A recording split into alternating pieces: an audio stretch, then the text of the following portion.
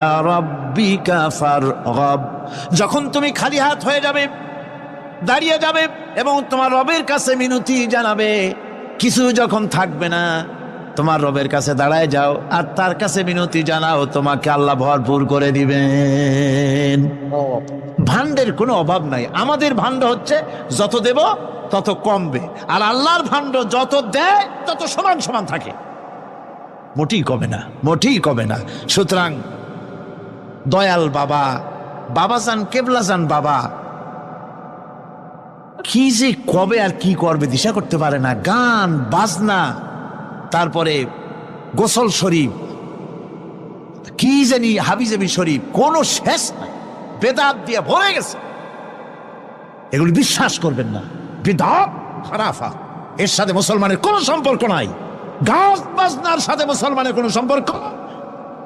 হাতে কতগুলো ঢোল নিয়ে তারপরে মাজারের কাছে গিয়ে ঢোল বাজায়, কবরের কাছে, মাথায় কতগুলো চুল, দাঁতে ময়লা, মোষগুলা ঠোঁট দুইটা ঢাইকিয়া দাড়ির কাছে এসে পড়ছে।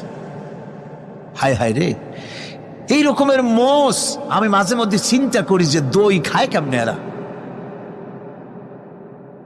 গাঁজা মদ খাইয়া এগুলো মাজার মধ্যে গিয়ে পড়ে থাকে। আর কি জানি আছে ওইটারে ঘষে এলো আর বলে মদিনা যাব কেমনে, মদিনা যাব কেমন। তুই মদিনা যাবি কেমনে? মদ খেয়ে গাঁজা খেয়ে তুই যাবি মদিনা? একটা কথা হইল? তোর নাপাক কদম আল্লাহ পাকের আরদে মুকাদ্দাসে উঠতে পারে না। বদকার, জেনাকার, শারাবি, কাবাবি, আল্লাহ পাকের নাফরমান। কতগুলা শালু কাপড় গায়ে দিয়া, মাথায় কতগুলা চুল রাখিয়া, তারপরে গ্রামের নামে শরীফ। আশ্চর্য কথা, এই গ্রামের নাম শরীফ, ওই গ্রামের নামের মাথায় গিয়া শরীফ।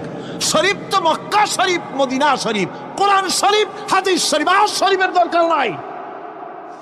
শরীফের জাত মারছে গ্রামে গ্রামে শরীফ লাগাইয়া।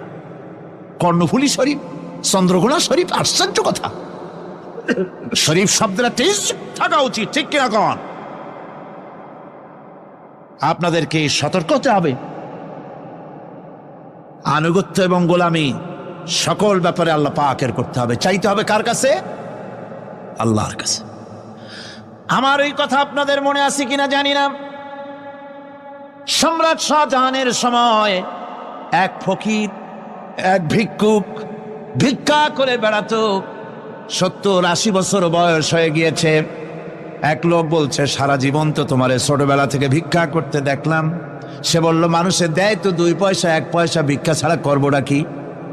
লোকটি বলল, তোমার একটা পরামর্শ দেই।